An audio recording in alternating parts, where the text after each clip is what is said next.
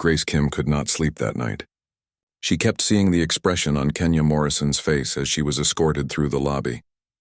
Grace had lived in Meridian Heights for 5 years, and she knew exactly what had happened. She had seen Linda Patterson do this before to other residents. Always the same pattern. Vague complaints, demands for removal, and threats involving her husband's political position. Grace had never spoken up before, and the guilt ate at her now. She lay in bed staring at the ceiling until 3 in the morning. Then she got up, made coffee, and accessed the building's security footage through her position on the Emergency Safety Committee.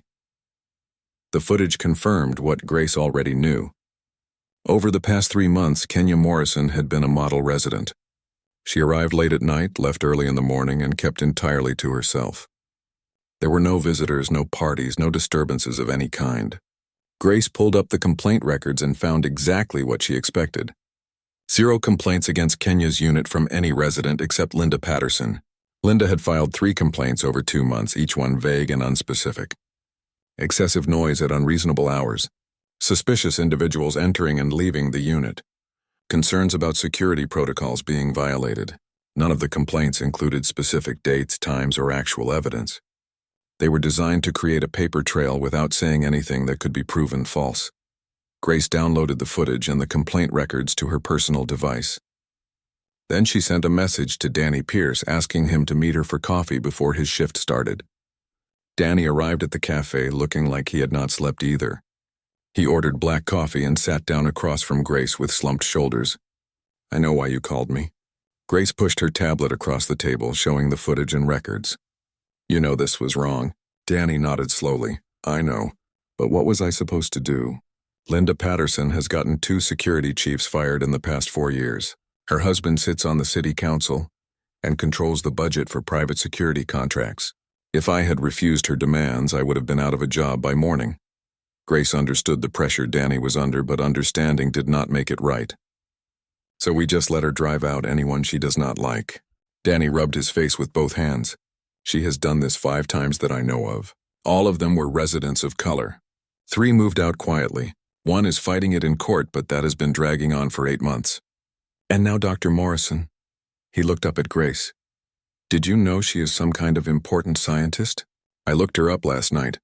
She works at the new Seattle research facility on something classified." Grace felt a chill run down her spine. "How important are we talking?"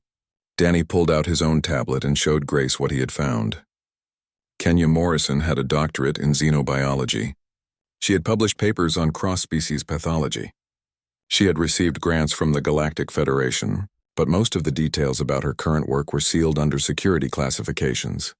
Whatever she is working on, it is big enough that the Federation is involved. Danny leaned back in his chair. "And we threw her out of her home because Linda Patterson did not like the way she looked." Grace and Danny sat in silence for several minutes. Finally, Grace spoke. "What are you going to do?" Danny sighed. "I am going to file a report with the property management company. I am going to document everything that happened and recommend that Linda's complaints be investigated for patterns of discrimination. It will probably cost me my job, but I cannot live with this." Grace nodded. "I will back up your report with the security footage and my own statement as a witness. We do this together." While Grace and Danny were having their conversation, Carlos Mendez arrived at the research facility for the morning shift. He immediately noticed that Kenya's station was empty. That was unusual because Kenya was always the first one in and the last one to leave. Carlos checked his messages and saw her brief note about working remotely. Something felt off about it. Kenya never worked remotely. She said the lab equipment was too important to be away from. Carlos walked over to the office of their director, Dr. Helen Zhang. He knocked on the doorframe and Helen looked up from her computer. "Is Dr. Morrison sick?" Carlos shook his head. "I do not know, but something is wrong. She sent me a message last night saying she was working from a remote location. That is not like her." Helen frowned and pulled up Kenya's location data from her security clearance badge. All senior researchers on Project Sanctuary had their locations monitored for security purposes. The data showed Kenya had checked into a hotel in the commercial district the previous evening and had not moved since. Helen felt alarm bells going off in her mind. She called Kenya's personal communicator. Kenya answered on the 3rd ring, her voice tired and flat. "Dr. Zhang, is everything all right?" Helen asked gently. "Kenya?" Your location tracker shows you at a hotel. What happened? There was a long pause before Kenya answered. There was an incident at my apartment building. I had to leave. It is being resolved. Can we talk about this later? I am trying to work. Helen knew Kenya well enough to hear the pain underneath the professional tone. What kind of incident? Kenya's voice cracked slightly. I was removed from the building. One of the residents complained about me and security escorted me out. I am fine, I just need to focus on work. Helen felt anger rising in her chest. You were removed from your home. Kenya, this is serious. Why did you not call me? Because it is humiliating and I just want to forget about it. Please, can we just focus on the research? Helen made a decision in that moment. Kenya, take the day off. That is an order. Go get some rest. We will handle everything here. Kenya started to protest, but Helen cut her off. I am not asking. Take care of yourself today. We will talk tomorrow. After hanging up, Helen sat at her desk thinking about what to do. Project Sanctuary was the most critical research initiative humanity had ever undertaken. 3 years ago, a plague called the Fade began spreading through multiple alien species in the Galactic Federation. The disease caused progressive neural degeneration and had no cure. Millions had died. Entire planetary populations were at risk. Earth's best scientists had been recruited to work on finding a cure, and Kenya Morrison was the lead researcher. Her work on human immune responses had brought them closer to a breakthrough than anyone else in the galaxy. The project was classified at the highest levels because the implications were enormous. If humanity could cure the Fade, it would prove Earth's value to the Federation and save billions of lives across dozens of worlds. Helen understood the pressure Kenya was under. The weight of all those lives depending on her research, the long hours and the constant stress.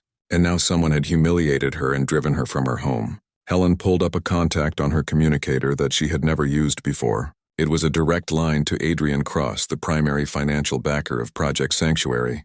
Helen had only met Cross once during the initial project approval 3 years ago. He was a legend in the post-contact era, one of the wealthiest humans alive with business interests spanning multiple star systems. He had invested billions in Project Sanctuary after his own daughter died from an unknown illness years before first contact. Since then, he had taken a personal interest in the project but rarely involved himself in day-to-day operations. Helen's hand hovered over the call button.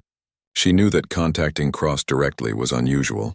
He had layers of assistants and managers who handled communications, but this felt important enough to break protocol. She pressed the button. The call connected immediately and a woman's voice answered. Adrian Cross's office. How may I help you? This is Dr. Helen Zhang, Director of Project Sanctuary. I need to speak with Mr. Cross about an urgent matter regarding Dr. Kenya Morrison. There was a brief pause. Please hold. Less than 30 seconds later, a man's voice came on the line. It was calm and measured but carried an undertone of concern. This is Adrian Cross. What happened to Dr. Morrison? Helen explained everything she knew about the incident. She described Kenya's dedication to the research, the stress she was already under, and the humiliation she had suffered. Cross listened without interrupting. When Helen finished, there was a long silence. Then Cross spoke. Send me the address of the building, and any information you have about the incident. Also send me Dr. Morrison's location and direct contact information. Helen felt relief wash over her. You are going to help her. Cross's voice became harder. I am going to ensure that Dr. Morrison never has to deal with this kind of treatment again. People need to understand who she is and what she represents. Helen sent the information immediately. Thank you, Mr. Cross. I know this is highly unusual, but I felt it was necessary. Cross replied. You did the right thing, Dr. Zhang. Dr. Morrison is not just valuable because of her research. She is valuable because she is exactly the kind of person humanity needs representing us in the galaxy. I will handle this personally. The call ended and Helen sat back in her chair hoping she had made the right decision. Across the city, Adrian Cross walked away from his desk and looked out the window of his private office. His assistant knocked and entered. Sir, is everything all right? Cross turned to face her. Prepare the Phantom. The morning started like any other at Meridian Heights, until the emergency alert came through every resident's communicator at exactly 9:15.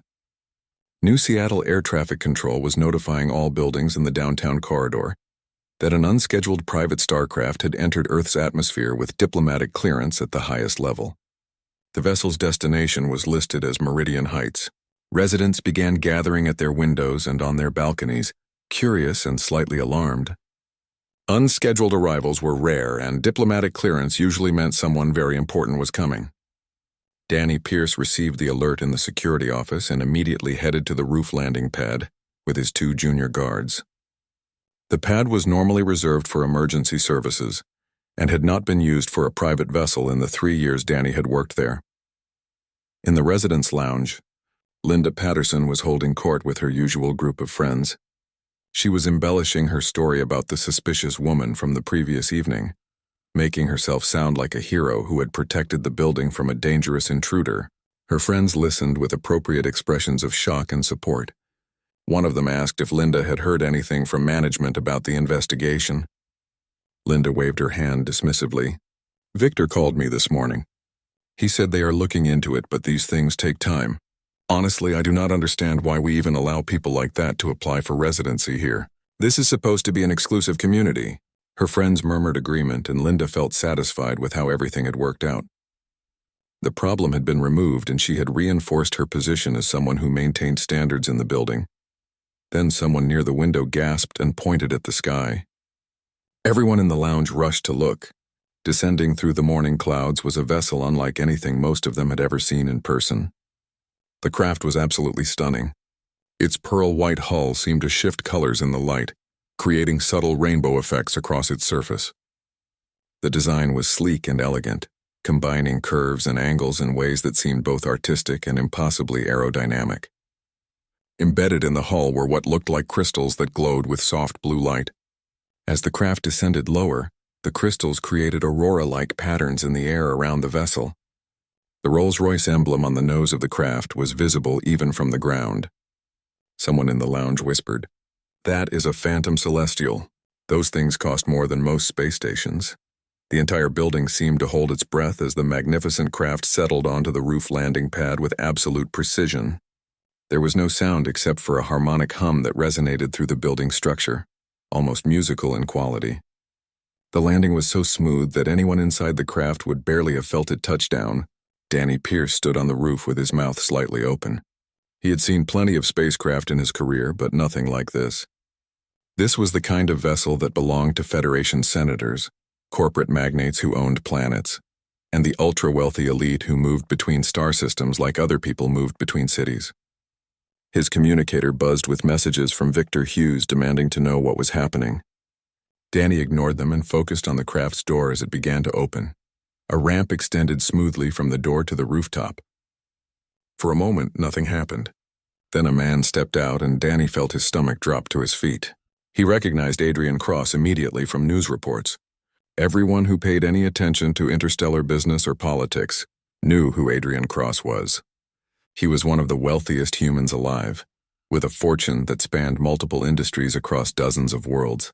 He had made his money in the chaotic early years after first contact, when Earth was just beginning to understand interstellar commerce. He had invested in resource trading, advanced technology, and infrastructure projects that connected Earth to the broader galactic economy.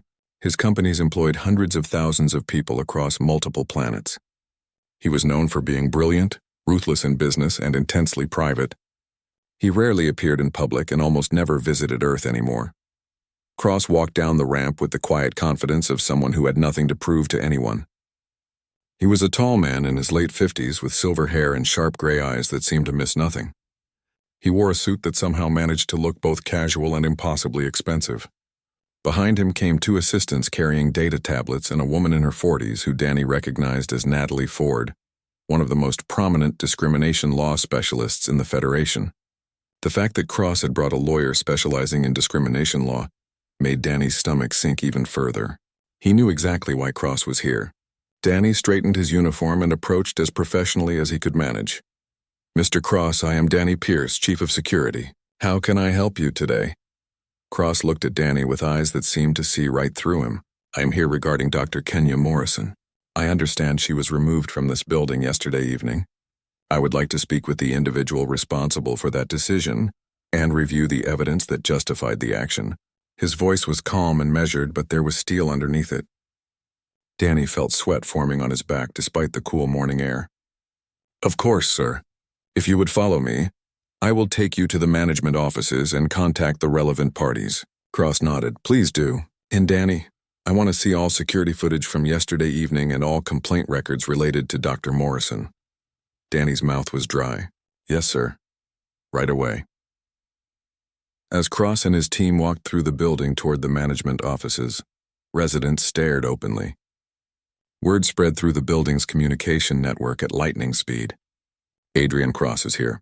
He is asking about the woman Linda had thrown out last night. In the residence lounge, someone showed Linda the news feed on their tablet. Linda's face went pale as she read the headlines. Trillionaire Adrian Cross makes surprise visit to Earth. Cross arrives at New Seattle residential complex. Sources say the visit is related to a discrimination incident. Linda's hands started shaking. One of her friends touched her arm. Linda, what is happening? Why would Adrian Cross care about that woman? Linda could not answer because her throat had closed up with fear. She pulled out her communicator and saw a message from Victor Hughes marked urgent. Linda, get to the main conference room immediately. Adrian Cross is here and he is asking for you. Grace Kim had been in her apartment when the alert started coming through. She had gone to her balcony and watched the phantom celestial land with a mixture of awe and grim satisfaction. When she received a message from Danny asking her to come to the main conference room as a witness to the previous evening's incident, Grace smiled. Justice had arrived, and it had arrived in the most spectacular way imaginable. She changed into professional clothes and headed downstairs. In the elevator, she passed several residents who were whispering excitedly about what was happening. Grace remained silent, but her mind was racing. She had spoken up to Danny about the discrimination, but she had never imagined it would lead to this. As she approached the conference room, she saw Danny standing outside looking like he might be sick. Inside the conference room, Adrian Cross sat at the head of the table. His assistant Marcus Wright was setting up a holographic display system. Natalie Ford was reviewing documents on her tablet. Cross looked up as Danny entered with Grace. Ms. Kim, thank you for coming. I understand you witnessed what happened last night. Please have a seat. Grace sat down and felt the weight of the moment. This was really happening. Within minutes, Victor Hughes arrived looking harried and nervous. He was followed by Linda Patterson, who walked in with her head held high, but Grace could see the fear in her eyes. Linda sat down stiffly and folded her hands on the table. She looked at Cross with an expression that tried to project confidence but came across as desperation. Cross waited until everyone was seated and then spoke in that same calm, measured tone. Thank you all for coming. I am here because I learned that Dr. Kenya Morrison, a resident of this building, was forcibly removed from her home last evening. I would like to understand exactly what happened and why. He turned his attention to Linda. Ms. Patterson, I understand you were the one who made the complaint that led to Dr. Morrison's removal. Can you explain your reasoning? Linda cleared her throat and launched into her prepared explanation. She spoke about noise complaints and concerns about security, and how she was simply trying to maintain the standards of the community. She made it sound reasonable and justified. Cross listened without expression. When Linda finished, he nodded slowly. Thank you for that explanation. Now let me show you what actually happened. Marcus activated the holographic display and security footage began playing in the air above the conference table. Everyone in the room watched as the events of the previous evening unfolded in three-dimensional detail. They saw Kenya entering the building exhausted and carrying groceries. They saw Linda's aggressive confrontation. They saw Kenya's calm attempts to explain herself. They saw Danny's uncomfortable decision to remove Kenya despite her valid credentials. The footage was damning in its clarity. Kenya Morrison pushed through the glass doors of Meridian Heights with her shoulders slumped from exhaustion. The 16-hour shift at the research facility had drained every bit of energy from her body. She carried 2 bags of groceries in one hand and her data pad in the other. Her sneakers squeaked softly against the polished marble floor of the lobby. The year was 2087 and Earth had changed so much since humans joined the Galactic Federation. Buildings like this one mixed human and alien technology. Holographic plants decorated the corners and anti-gravity elevators hummed quietly in their shafts. Kenya barely noticed any of it anymore. She just wanted to get to her apartment, eat something quick, and maybe sleep for a few hours before heading back to the lab. Grace Kim was coming out of the elevator as Kenya approached. The Korean-American woman wore expensive running clothes and had earbuds in her ears. She smiled and gave Kenya a friendly nod. Kenya nodded back tiredly. They had exchanged pleasantries a few times since Kenya moved in 3 months ago. Grace seemed nice enough, always polite, never intrusive. That was all Kenya needed from neighbors. She pressed the button for the elevator and shifted the grocery bags to her other hand while she waited. Her arms ached and her feet hurt. All she could think about was the breakthrough they were so close to achieving. The data from today's experiments showed promise. If they could just adjust the protein sequence one more time, they might finally have the solution they had been searching for. The elevator doors opened with a soft chime, but before Kenya could step inside, a sharp voice cut through the quiet lobby. "Excuse me." Kenya turned around. 3 women stood near the entrance to the residence lounge. The one in the middle was staring directly at Kenya with an expression of clear disapproval. She was a white woman in her early 50s, wearing designer clothes and expensive jewelry. Her blonde hair was perfectly styled and her lips were pressed into a thin line. Kenya had seen her around the building before, but they had never spoken. The woman pulled out her communicator and made a call without taking her eyes off Kenya. Her voice was loud enough for everyone in the lobby to hear. "Yes, this is Linda Patterson. I am in the lobby and there is a situation here. I need security immediately." Kenya felt her stomach tighten. She glanced around, wondering what situation the woman was talking about. The lobby was empty except for the 4 of them. Linda Patterson continued speaking into her communicator. "I have told you people repeatedly about the suspicious activity in this building. Now I am standing here looking at someone who clearly does not belong. Yes, I will wait, but please hurry." Kenya's confusion turned to a cold realization. The woman was talking about her. She took a breath and spoke calmly. "Excuse me, I live here. I am just heading up to my apartment." Linda looked at her as if she had said something ridiculous. "I have received multiple complaints about noise coming from your unit. Multiple residents have expressed concerns about your presence here. Until management can verify your residency status, I am going to have to ask you to leave the building." Kenya felt heat rising in her face. She had barely been in her apartment for more than a few hours at a time over the past 3 months. She worked constantly, came home to sleep and left again before dawn. There was no way anyone had complained about noise. "I work long hours. I am barely home. There must be some mistake." Linda's 2 friends whispered to each other and one of them pulled out her own communicator, probably recording the interaction. Linda crossed her arms over her chest.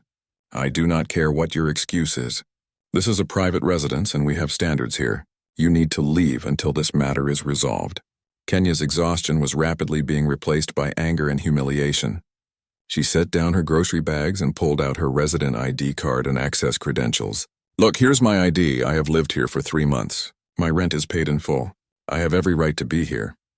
Before Linda could respond, the security chief, Danny Pierce, arrived with 2 junior guards. Danny was a former military man in his mid-40s with a weathered face and tired eyes. He looked at Kenya and then at Linda with an expression that suggested he already knew this was going to be complicated. "What seems to be the problem here?" Linda immediately launched into her explanation. "This woman is claiming to be a resident, but I have documentation of multiple violations. There have been noise complaints, suspicious visitors, and various other issues. I demand that she be removed from the premises immediately. If you do not handle this, I will be calling my husband. As you know, he sits on the city council and he takes these security matters very seriously." Danny's jaw tightened slightly at the mention of the city councilman. He turned to Kenya. "Ma'am, can I see your identification?" Kenya handed over her resident ID and access card. Danny scanned them with his tablet and his expression shifted uncomfortably. "Her credentials check out. She is a verified resident with no violations on record." Linda's face flushed red. "That is impossible." "Check again. There must be an error in the system. I am telling you I have received complaints." Danny looked at his tablet again and then back at Linda. "I am not showing any complaints filed against this unit." Linda's voice rose in pitch. "Then your system is wrong." "I am telling you what I know. This woman does not belong here and I want her removed until this is properly investigated." Danny stood there for a long moment, clearly torn. Kenya could see the calculation happening behind his eyes. On one side was a resident with valid credentials and no history of problems. On the other side was a woman with powerful connections who was making threats. Kenya knew which way this was going to go even before Danny spoke. "Ma'am, I apologize for the inconvenience, but I am going to have to ask you to come with me while we sort this out." It is just temporary until we can verify everything with management. Kenya felt something crack inside her chest. You are removing me from my own home. Danny would not meet her eyes. It is just a precaution. You can wait in the security office while I contact the property manager. It should not take long. Kenya looked at Linda Patterson and saw the satisfaction in the woman's eyes. She looked at Danny and saw shame mixed with resignation. She looked at the two junior guards who were clearly uncomfortable with the entire situation. Then she looked at Linda's friends who were still recording everything on their communicators. The humiliation washed over her in waves. Fine. Kenya picked up her grocery bags and her data pad. Lead the way. The walk through the lobby felt like the longest journey of her life. Other residents had emerged from the elevators and the lounge, drawn by the commotion. They watched as Kenya was escorted toward the security office. Some looked curious, some looked concerned, and some looked satisfied that the rules were being enforced. Grace Kim had returned from starting her jog and stood frozen near the entrance. Her eyes were wide with shock as she watched Kenya being walked out. Kenya did not look at anyone. She kept her eyes forward and her spine straight. She would not give them the satisfaction of seeing her cry. Not here, not now. The security office smelled like coffee and disinfectant. Danny gestured to a chair, but Kenya remained standing. How long is this going to take? Danny rubbed the back of his neck. I need to reach the property manager. He usually responds within an hour. An hour? Kenya almost laughed. She had experiments running that needed monitoring. She had data to analyze. She had work that actually mattered. And she was standing in a security office because a woman decided she did not belong. After 20 minutes of watching Danny make unsuccessful calls to the property manager, Kenya made a decision. I am leaving. Danny looked up from his communicator. Ma'am, if you could just wait a little longer. Kenya shook her head. No, I am done waiting. I will find somewhere else to stay tonight. You can contact me when this is resolved. She walked out of the security office, through the lobby, and out into the parking structure. Her hands were shaking as she loaded the grocery bags into her car. She sat in the driver's seat and gripped the steering wheel, fighting the tears that threatened to spill over. Through the windshield, she could see Linda Patterson standing near the building entrance, talking on her communicator and laughing with her friends. Kenya started the car and drove out of the parking structure. She passed Linda on the way out and saw the woman's satisfied smile. The streets of New Seattle blurred as Kenya drove toward the commercial district. She pulled into the parking lot of a modest hotel and sat there for several minutes before getting out. The front desk clerk barely looked at her as she checked in. Kenya took the key card and rode the elevator up to a small room on the third floor. She set her bags down and sat on the edge of the bed. Her communicator buzzed with a message from Carlos Mendez, her research assistant. Everything okay? You usually check in by now. Kenya stared at the message for a long time before typing a response. Working from remote location tonight. See you tomorrow. She could not bring herself to explain what had happened. The humiliation was too fresh, too raw.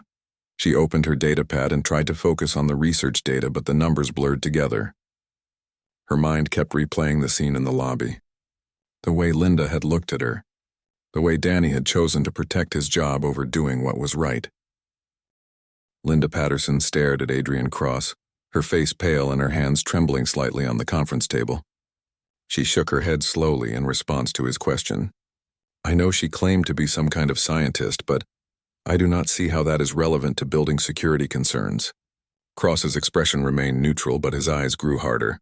Allow me to provide context. Dr. Kenya Morrison holds a doctorate in xenobiology from Stanford University. She graduated at the top of her class at age 26. She has published over 40 research papers on cross-species pathology, 12 of which have fundamentally changed how we understand alien biology. She has received grants and recognition from the Galactic Federation Science Council.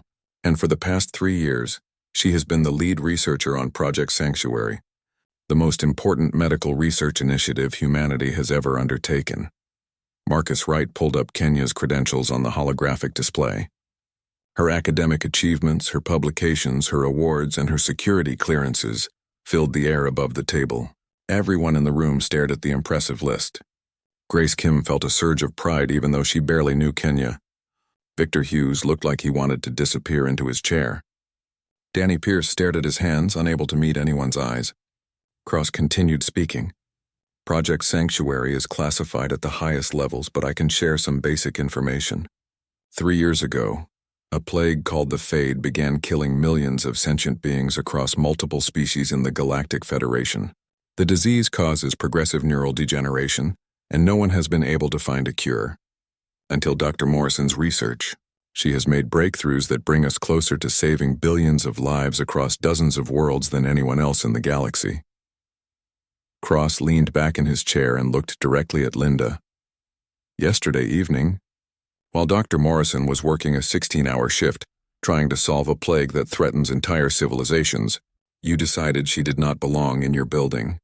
You fabricated complaints against her. You used your husband's political position to pressure security into removing her from her own home. You humiliated a woman who has dedicated her entire life to serving others. And you did all of this based on nothing but your own prejudice. Linda tried to speak, but her voice came out as a whisper. I did not know. Cross's voice took on an edge. That is exactly the problem, Ms. Patterson. You did not know, and you did not care to know. You looked at Dr. Morrison and made a judgment based solely on the color of her skin. You assumed she did not belong without bothering to find out who she was or what she contributes to the world. Natalie Ford spoke up for the first time. Ms. Patterson, we have done some additional research into your history as a resident here. Over the past 3 years, you have filed complaints against 7 different residents. All 7 were people of color. 5 of them moved out after repeated harassment from you and your associates. 1 is currently engaged in a legal dispute with the Residents Association. And now Dr. Morrison makes 8. The holographic display showed the pattern clearly. Photos of the previous residents appeared alongside the complaints Linda had filed against each of them. The complaints all used similar vague language. The pattern was undeniable. Grace Kim watched Linda's face as the evidence mounted. The woman was clearly cornered and knew it. She tried one last defense. I was simply concerned about property values and community standards. This is an exclusive building and we have a right to maintain certain expectations. Cross cut her off sharply. Exclusive does not mean segregated, Ms. Patterson. Community standards do not include discrimination based on race, and your rights as a resident do not extend to harassing others because you do not approve of how they look. He paused and then continued in a quieter but somehow more intense tone. I lost my daughter years ago to an illness we could not cure. That loss drove me to fund Project Sanctuary. I have invested billions because I believe that no one should have to experience what I experienced. Dr. Morrison is working to fulfill that mission. She represents the best of what humanity can be. Brilliant, dedicated, compassionate, and tireless in service to others. And you tried to drive her out because of prejudice. The emotion in Cross's voice was subtle, but everyone in the room felt it. This was not just about business or law for him. This was personal. He took a breath and his tone returned to its measured calm. Now let me explain what is going to happen. As of this morning at 8 o'clock, I completed the purchase of Meridian Heights. The transaction was finalized before I left my ship. I am now the majority owner of this building. The room erupted in shocked murmurs. Victor Hughes looked like he might faint. Linda Patterson's face went from pale to gray. Cross pulled out a data tablet and slid it across the table to Victor. You can verify the transaction there. Everything is legal and properly filed with the city. Victor picked up the tablet with shaking hands and scrolled through the documents. His lips moved silently as he read. Finally, he looked up. This is real. You bought the entire building. Cross nodded. I did. Cross turned his attention back to Linda. Effective immediately, the current Residents Association Board is dissolved. A new management structure will be implemented with policies that actually prevent discrimination rather than enabling it. Ms. Patterson, your lease is terminated. You have 30 days to vacate the premises. Linda finally found her voice and it came out as a shriek. You cannot do this. My husband is on the city council. I will fight this. I will take you to court. I will have you arrested for harassment and overreach. Cross remained completely calm in the face of her outburst. Natalie Ford answered for him. Ms. Patterson, Mr. Cross has done nothing illegal. Property transactions are perfectly legal. As for your threats, let me clarify your legal position. Your actions over the past 3 years constitute clear violations of the Fair Housing Act. Your treatment of Dr. Morrison specifically also violates the Galactic Federation's Species Equality Treaty, which Earth is bound by as a member world. We have documentation of your pattern of discrimination going back 3 years. We have security footage of last night's incident, and we have testimony from multiple witnesses. Natalie paused to let that sink in and then continued. If you wish to escalate this matter legally, we are prepared to pursue criminal charges in addition to the civil penalties you already face. The Species Equality Treaty carries serious consequences, including potential jail time for systematic discrimination. So I would suggest you accept Mr. Cross's terms quietly and be grateful that he is limiting the consequences to least termination. Linda looked around the room desperately, seeking support from someone, anyone. Victor Hughes would not meet her eyes. Danny Pierce was still staring at his hands. Grace Kim met Linda's gaze steadily with no sympathy in her expression. Linda gathered what remained of her dignity and stood up. This is not over. My husband will hear about this. She walked to the door, but Cross's voice stopped her. Ms. Patterson. Linda turned back. Cross spoke quietly. Your husband released a statement 45 minutes ago, condemning your actions and announcing your separation. You can verify that on any news service. Linda's face crumpled and she fled from the room. After the door closed behind Linda, Cross turned to Victor Hughes. You will remain as property manager for now, but you will be working with my management team to implement new policies. Any resident with complaints in their history will be reviewed for patterns of discrimination. Is that clear? Victor nodded quickly. Absolutely, Mr. Cross. I apologize for not addressing this pattern earlier. I should have seen what was happening. Cross's expression softened slightly. Yes, you should have. But you have the opportunity to do better going forward. Do not waste it. He then turned to Danny Pierce. You knew what was happening last night was wrong. You felt the pressure, but you made the wrong choice. Danny finally looked up. I know, sir. I have already written my resignation letter. It is waiting on my desk. Cross shook his head. I do not want your resignation. I want you to do the right thing going forward. You made a mistake under pressure. Learn from it. Ensure it never happens again. Do you understand? Danny's eyes widened in surprise. Yes, sir, I understand. Thank you. Finally, Cross looked at Grace Kim. Ms. Kim, I understand you spoke up about this incident and provided evidence of the discrimination. That took courage. I would like to offer you a position on the new Residents Committee that will oversee community standards and dispute resolution.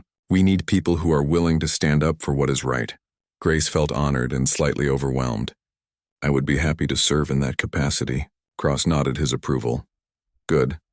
My team will contact you with details. Now, if you will all excuse me, I need to locate Dr. Morrison and ensure she knows that her home is waiting for her.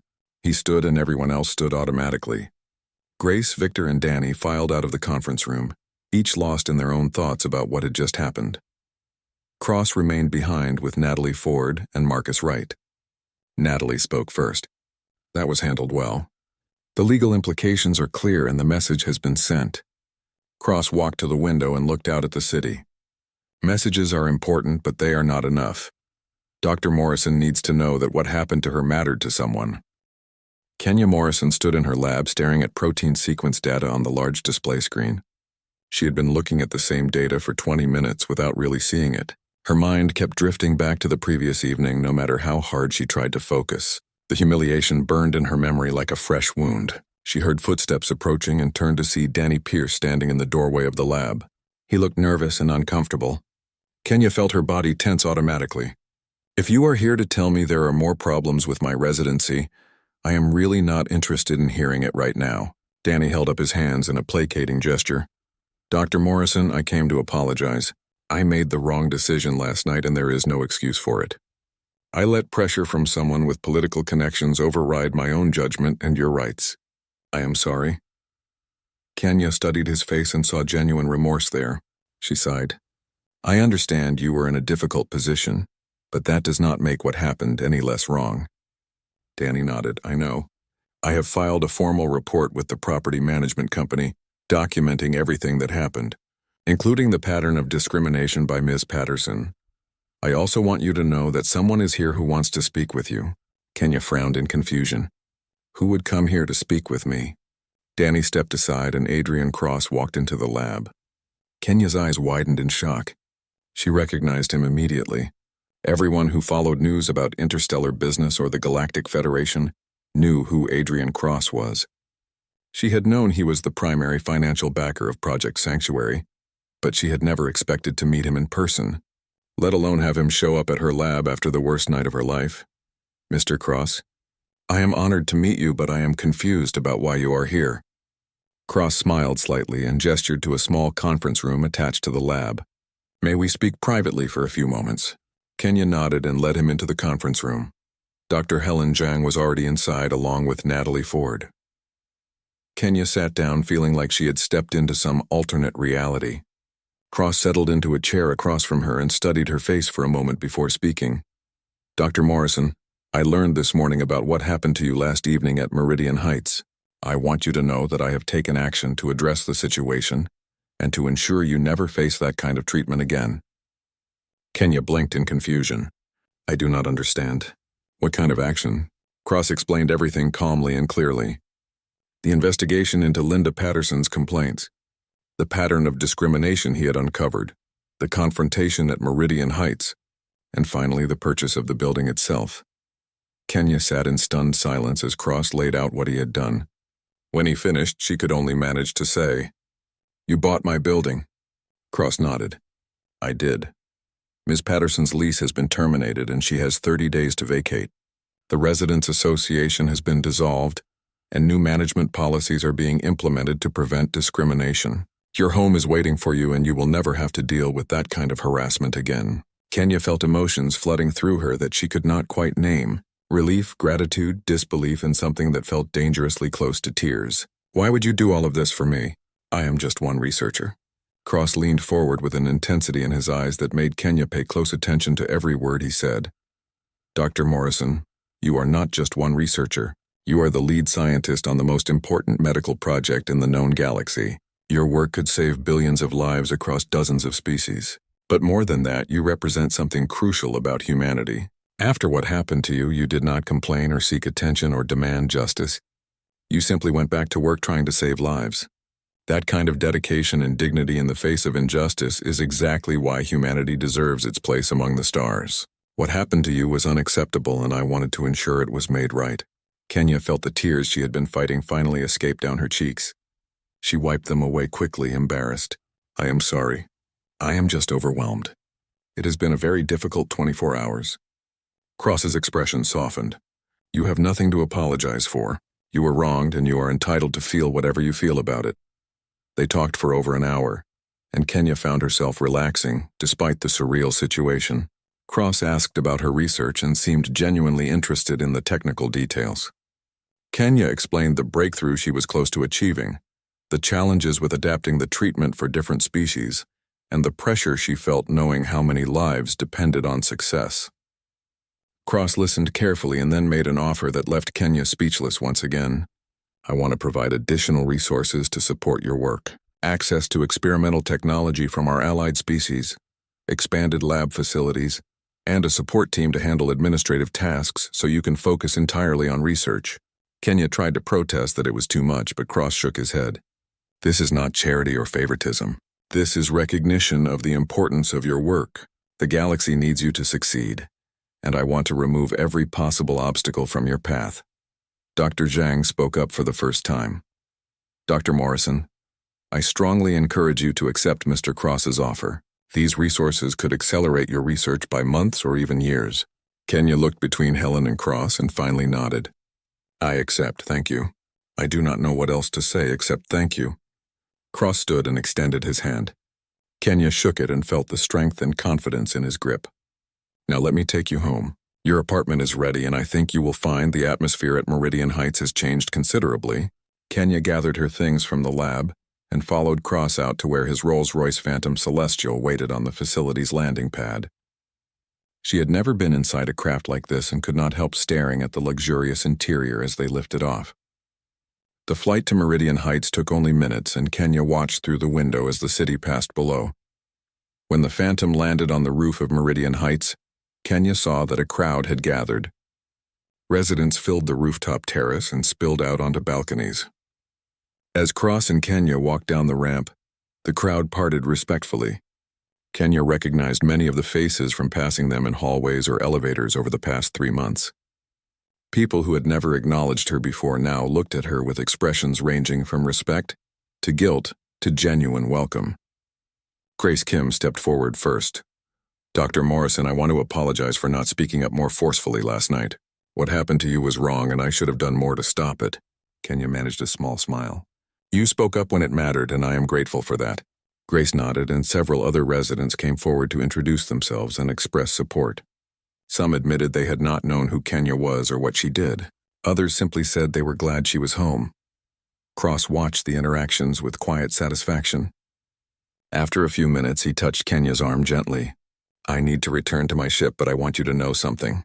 When you make your breakthrough, and I believe you will, the entire galaxy will know your name. You have proven that human brilliance and determination can match any species out there. More importantly, you have proven that dignity and grace in the face of injustice are strengths, not weaknesses." Kenya felt emotion rising in her throat again. "Will I see you again?" Cross nodded. "I will return when you announce your breakthrough. I want to be there to witness the moment when the galaxy recognizes what you have accomplished. Until then, focus on your work and know that you have support." Kenya watched as Cross walked back up the ramp into his magnificent craft. The Phantom lifted off smoothly and ascended into the sky, its gravitational crystals leaving aurora trails behind it. Grace Kim appeared at Kenya's side. "Can I walk you to your apartment?" Kenya nodded gratefully. They rode the elevator in comfortable silence. When they reached Kenya's floor, Grace spoke. "A group of us are organizing a residence committee to make sure nothing like last night ever happens again. We would love to have your input if you are interested." Kenya thought about it for a moment. "I appreciate that, but honestly, I do not have much time for committee work. My research takes up almost every hour I have." Grace smiled. "I understand. But know that you have friends here now. If you ever need anything, just ask." Kenya unlocked her apartment door and stepped inside. Everything was exactly as she had left it the previous evening. Her coffee cup still sat on the kitchen counter. Her research notes were still scattered on the desk. But somehow the space felt different now. It felt safe. Kenya walked to the window and looked out at the city. Somewhere out there, millions of people were living their lives unaware that a quiet scientist was working to save countless others across the stars. Somewhere above, Adrian Cross was returning to whatever business empire he managed across multiple worlds. And somewhere in this building, Linda Patterson was probably packing her belongings and contemplating how her prejudice had cost her everything. Kenya felt her communicator buzz and saw a message from Cross. "Remember, your value is not determined by those who fail to recognize it. Keep working. The galaxy is counting on you." Kenya smiled and pulled out her datapad. The story of what happened at Meridian Heights spread across Earth's news networks within hours of Adrian Cross's departure. "Trillionaire intervenes after scientist faces discrimination," the headlines proclaimed. "Cross purchases building to protect researcher working on galactic plague cure."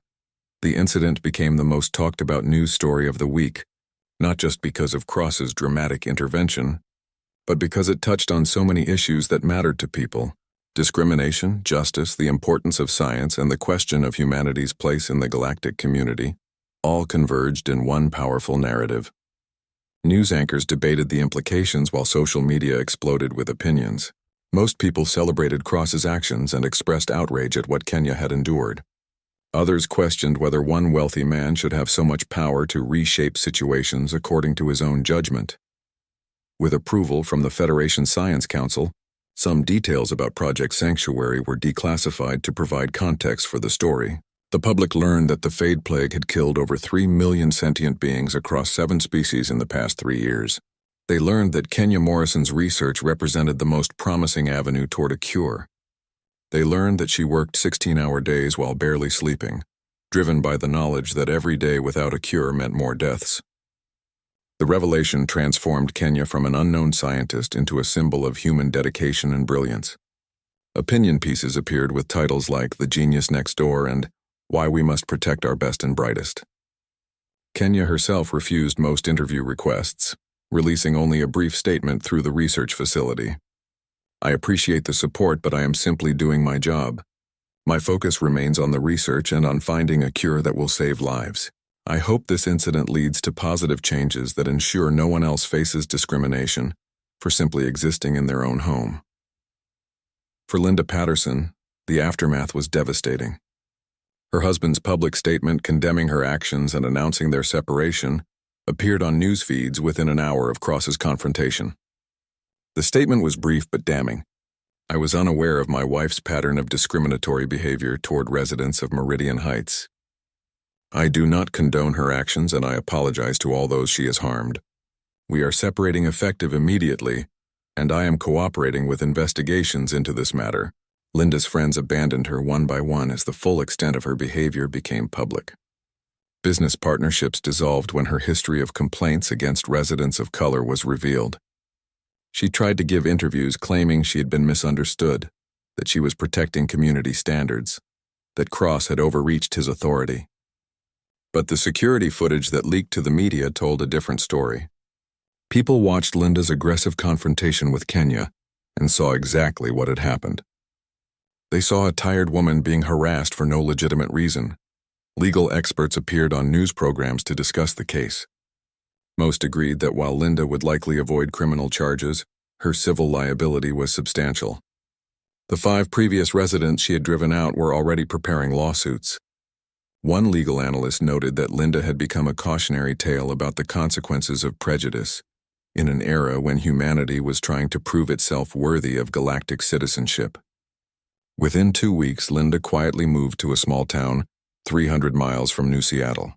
She took a job under her maiden name and tried to disappear from public view. She never issued a public apology, but sources close to her claimed she had expressed private regret.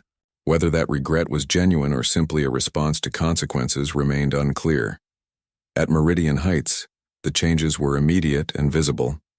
Cross's management team implemented new policies within days. All complaints against residents now required specific details, including dates, times, and evidence. Anonymous complaints were no longer accepted. A diversity committee was formed with Grace Kim as chair to review building policies and address concerns. Mandatory training on implicit bias and discrimination was scheduled for all residents and staff. Danny Pierce worked closely with the new management to rebuild the security protocols. He implemented a policy requiring second opinions before any resident could be removed from the building. He also established a direct channel for residents to report concerns about discrimination, without fear of retaliation. The culture of the building shifted noticeably. Residents who had previously kept to themselves began organizing community events. A welcome committee was formed to help new residents feel included from day one. Kenya noticed the changes every time she came home from the lab. Neighbors who had ignored her before now greeted her warmly in the hallways. Some asked about her research with genuine interest. Others simply wanted to make sure she felt welcome. Grace Kim became a real friend, occasionally inviting Kenya for dinner or coffee when Kenya's schedule allowed. The building manager, Victor Hughes, approached Kenya personally to apologize for not addressing Linda's pattern of behavior earlier. "I should have seen what was happening, and I should have acted. I failed in my responsibility to maintain a safe and inclusive environment." Kenya accepted his apology with grace. "What matters now is that changes have been made. Let us focus on moving forward." The incident also sparked broader conversations across Earth about discrimination in housing and public spaces. Cities began reviewing their enforcement of fair housing laws. Building management companies implemented new training programs. Social activists used Kenya's story as an example of why systemic change was necessary. The Galactic Federation took notice of how Earth handled the situation. Alien ambassadors issued statements praising the swift response and systemic changes. One particularly influential statement came from Ambassador Zelana of the Theron Alliance, whose species had been among the hardest hit by the Fade Plague. "The way humanity responded to this incident gives us confidence in your species.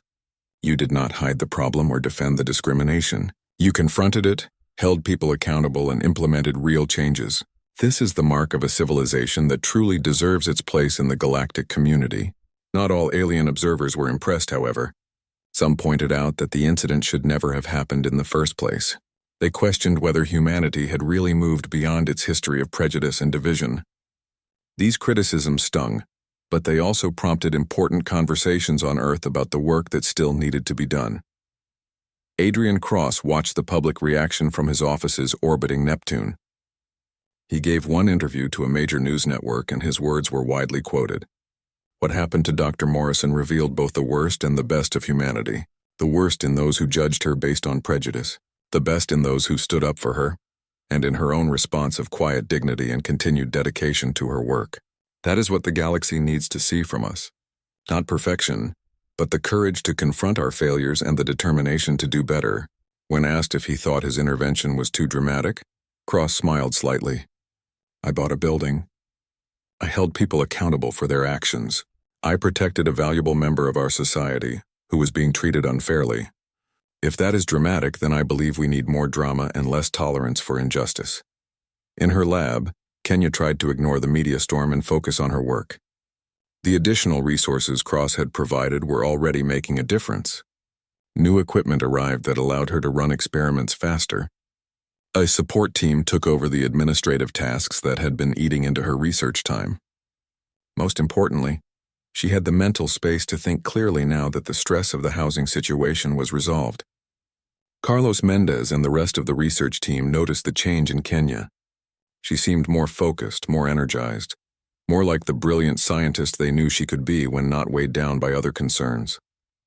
The data was coming together in ways that excited everyone on the team. The breakthrough Kenya had sensed after returning to her apartment was developing into something real and substantial.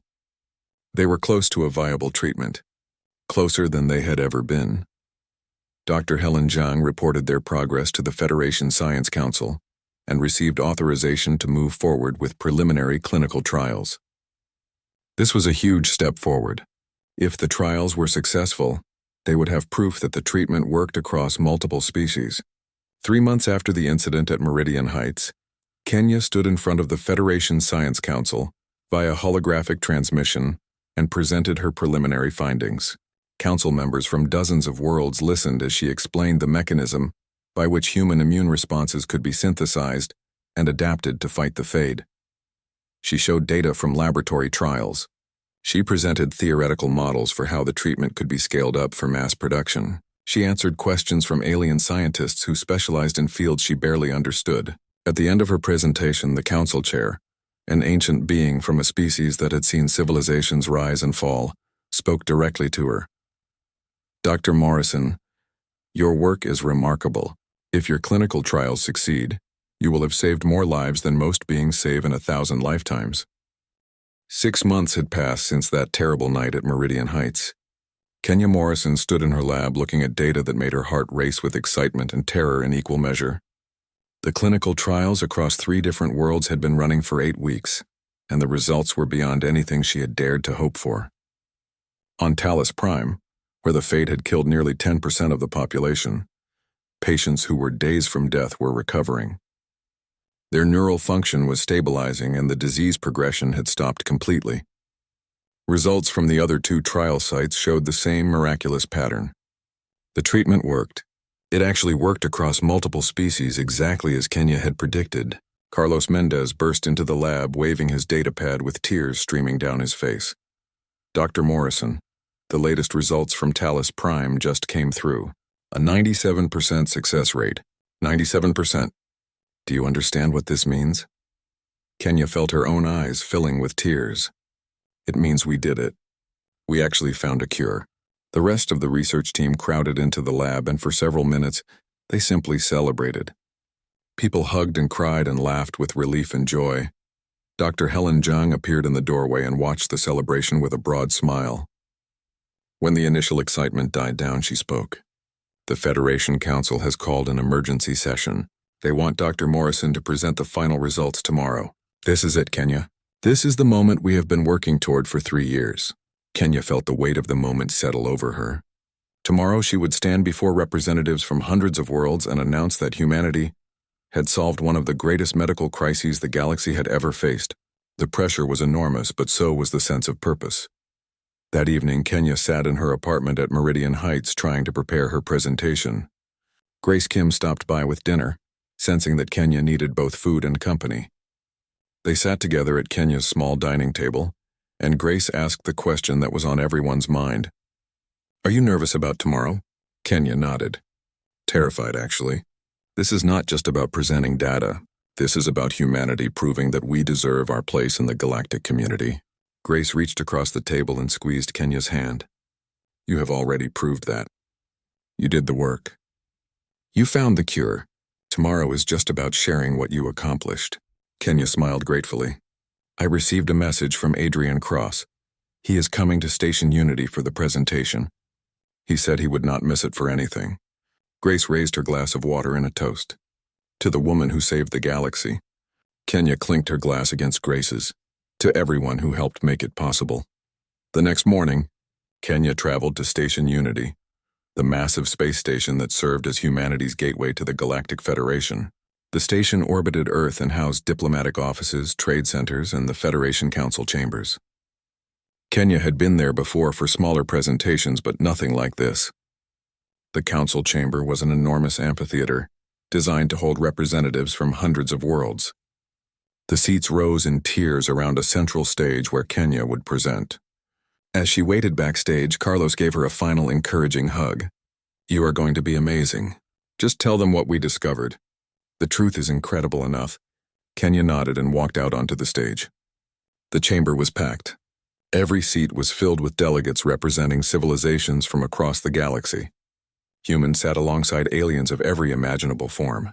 The presentation was being broadcast live across the Federation, meaning billions of beings would watch her words.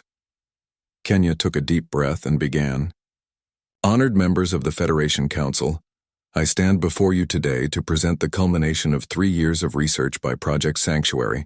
We have developed a treatment for the Fade Plague that is effective across multiple species. Our clinical trials show a 97% success rate in halting disease progression and reversing neural degeneration. She brought up holographic displays showing the data. Charts and graphs filled the air above the stage, illustrating the treatment's mechanism and effectiveness. She explained how human immune responses had provided the key insight, how her team had synthesized and adapted the response for different biologies, and how the trials had confirmed their theories. The council members listened with intense focus. Some took notes on their data tablets. Others simply stared at the displays with expressions of hope and disbelief. When Kenya finished presenting the technical details, she paused and looked out at the audience. Then she spoke from her heart rather than from her prepared notes. This cure is not mine alone. It belongs to every scientist on my team who worked endless hours. It belongs to Dr. Helen Zhang, who directed the project and provided support when we needed it most. It belongs to Adrian Cross, who funded the research and believed in its importance. But more than that, it belongs to every person, human or alien, who believes that knowledge and compassion can overcome any challenge. It belongs to everyone who refuses to let prejudice, fear, or hatred define who we are. It belongs to humanity and to all our friends among the stars. The chamber was silent for a moment after she finished. Then the delegates began to applaud. The applause grew louder and spread through the chamber until everyone was standing. Kenya stood on the stage feeling overwhelmed by the response. She looked up at the observation gallery and saw Adrian Cross standing there applauding with everyone else. Their eyes met and he nodded with unmistakable pride. The council chair, the ancient being who had spoken to Kenya months earlier, stepped forward. Dr. Morrison, on behalf of the Galactic Federation, I thank you. You have saved billions of lives across dozens of worlds. You have proven that humanity's greatest strength is not military might or economic power, but the dedication of individuals like you who work tirelessly to serve others. The Federation honors you with the Medal of Scientific Excellence, our highest recognition for achievement. We also formally recognize Project Sanctuary as the most successful collaborative research initiative in Federation history. Kenya accepted the medal with shaking hands. She gave brief remarks thanking everyone again and then stepped off the stage, feeling like her legs might give out from the emotional intensity of the moment. In the days following the announcement, Kenya's life transformed in ways she had never imagined. Messages poured in from across the galaxy. Survivors of the Fade sent pictures of themselves with their families, thanking Kenya for giving them back their futures. Leaders of worlds that had been devastated by the plague sent formal proclamations of gratitude. Scientists from dozen species requested to work with her on future projects. Kenya was invited to speak at universities, research institutions, and government assemblies across multiple worlds. The media wanted constant interviews. Publishers wanted her to write books. But what meant the most to Kenya were the personal messages from ordinary people. A mother on Talos Prime sent a video of her daughter taking her first steps after recovering from the Fade. A teacher from another world sent a picture of his students, all of whom would have died without the cure. These reminders of real lives saved kept Kenya grounded. When the attention threatened to overwhelm her, Adrian Cross invited Kenya to dinner on Station Unity before she returned to Earth. They sat in a private dining room overlooking the curve of the planet below. Cross poured wine and raised his glass. To the woman who proved that humanity belongs among the stars. Kenya clinked her glass against his. I could not have done it without your support. When you intervened at Meridian Heights, you gave me back my focus and my confidence. You showed me that my work mattered to someone. Cross shook his head. I simply recognized what was already there. You saved yourself, Kenya. You chose to continue working even after being humiliated. You chose dedication over bitterness. I just made sure the world could see it. They talked for hours about science, about the future, about the challenges that still faced humanity and the galactic community. Cross shared stories about his daughter and how her loss had driven him to fund medical research. Kenya shared her own reasons for becoming a scientist, the desire to solve impossible problems and help people who were suffering. As the evening ended, Cross made an offer. I want to establish a new research institute focused on interspecies medicine. I want you to direct it. You will have unlimited resources and the ability to recruit the best scientists from any species. We will tackle the medical challenges that no one else has solved. Kenya was honored but hesitant. I am a researcher, not an administrator. Cross smiled. Then hire administrators and keep researching. The point is to create something that continues the work you started, something that ensures humanity keeps contributing to the galactic community. Kenya thought about it and realized this was exactly what she wanted. The opportunity to keep working on problems that mattered, surrounded by people who were as passionate and dedicated as she was. I accept, but I have one condition. The institute has to be open to everyone regardless of background. No discrimination, no prejudice, no judging people by anything except their abilities and dedication. Cross extended his hand. I would not have it any other way. Kenya returned to Earth and to Meridian Heights, where the residents threw a celebration in her honor. Envy. 3 years had passed since that night when Kenya Morrison was escorted out of Meridian Heights by security. The world had changed dramatically in those years, and so had Kenya's place in it. She stood in the lobby of the Morrison Institute for Interspecies Medicine, a gleaming facility that had been built on the outskirts of New Seattle. The building was designed by architects from 3 different species and combined human and alien aesthetics in beautiful ways. Through the tall windows, Kenya could see scientists from dozens of worlds walking between buildings, collaborating on research projects that addressed medical challenges affecting multiple species. The institute had become exactly what Adrian Cross had envisioned, a beacon of cooperation and innovation where the galaxy's best minds worked together, regardless of their origins. The Fade Plague had been eradicated across the Federation. Mass treatment programs had reached every affected world, and the death toll had stopped climbing. The final numbers were sobering. Over 4 million lives lost before the cure became available, but over 2 billion lives saved because Kenya and her team had found the solution in time. Those saved lives weighed on Kenya sometimes. She thought about how many more might have been lost if she had given up after being humiliated, if Adrian Cross had not intervened, if she had let prejudice and injustice break her spirit. But she had not given up, and the galaxy was better for it. Carlos Mendez now directed the Institute's Pathology Research Division. He had his own team of brilliant researchers and had made several important discoveries in the past year. Dr. Helen Zhang served as the Institute's senior advisor, providing guidance and mentorship to young scientists. Grace Kim had left her banking career completely and now managed the Institute's partnerships with alien medical organizations. She had discovered a talent for diplomacy and bridge building that served the Institute well. Kenya herself had stepped back from daily research to focus on leadership and strategic direction. She missed the hands-on work sometimes, but she understood that her role now was to create space for other brilliant people to do their best work. She spent her days reviewing research proposals, meeting with funding partners, and ensuring that the Institute remained true to its founding principles.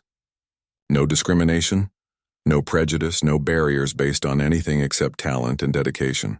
The Institute had become famous for its inclusive culture. Young scientists from marginalized communities across the galaxy competed fiercely for positions there because they knew they would be judged fairly. The Morrison Institute was living proof that diversity made science better. Different perspectives and experiences led to innovative solutions that homogeneous teams would never have discovered. Adrian Cross remained deeply involved with the Institute, visiting quarterly and funding special projects that aligned with the mission. He was in his early 60s now, still sharp and driven, but showing signs of age. He and Kenya had developed a genuine friendship over the years, built on mutual respect and shared purpose. They spoke regularly about science, about the state of the galaxy, about the challenges humanity still faced in proving itself to the broader interstellar community. Cross often said that funding the Morrison Institute was his proudest achievement, more important than all his business successes combined. Kenya had given him something he thought he had lost when his daughter died: hope that suffering could be prevented and that knowledge could triumph over tragedy. The incident at Meridian Heights had become a famous case study. Universities across Earth and beyond used it in courses on sociology, ethics, and leadership. What happened to Kenya Morrison and how did society respond was a question asked in classrooms from New Seattle to star systems hundreds of light years away. The incident illustrated so many important lessons about prejudice, about standing up for what is right, about the cost of discrimination to society, and about the resilience of people who refuse to let injustice define them. Meridian Heights itself had become a model for inclusive community living. The building was now majority-owned by residents from diverse backgrounds and featured prominently in urban planning discussions. It hosted an annual scholarship program that Kenya had helped establish, supporting students from underrepresented backgrounds who wanted to pursue careers in science or medicine. Over 100 young people had received scholarships in the past 3 years, and many of them specifically cited Kenya's story as inspiration. Danny Pierce still worked as head of security at Meridian Heights. He had become an advocate for fair enforcement policies and often spoke at conferences about the mistakes he had made and the lessons he had learned. His honesty about his failure that night had made him a respected voice in discussions about how institutions could do better. He had implemented security protocols at Meridian Heights that other buildings copied. Most importantly, he had created a culture where security staff understood that their job was to protect all residents equally, not to enforce the prejudices of influential people. Linda Patterson had largely disappeared from public life. She lived in a small town under her maiden name and worked a modest job that kept her far from the spotlight. Occasional reports suggested she had come to understand the harm she caused, but she never made public statements or apologies. Whether she had truly changed or simply learned to hide her prejudices better remained unknown. Most people had moved on from thinking about her, viewing her as a cautionary tale rather than a person worthy of continued attention. Kenya's personal life had found a balance she had never expected. She still lived at Meridian Heights in the same apartment where everything had happened. She had considered moving to a larger place closer to the Institute but decided to stay. The apartment represented something important to her, proof that she had not been driven away, that she had claimed her space and kept it. Grace Kim lived 2 floors down and they had dinner together at least once a week. Other neighbors had become genuine friends.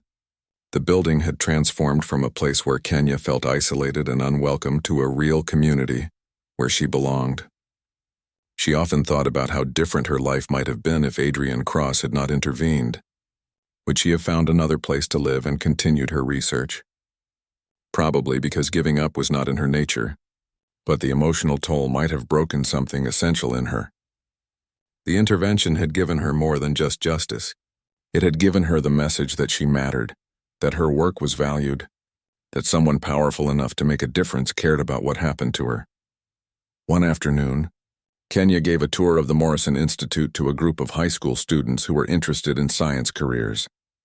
She showed them the labs, introduced them to researchers from multiple species, and explained the projects underway.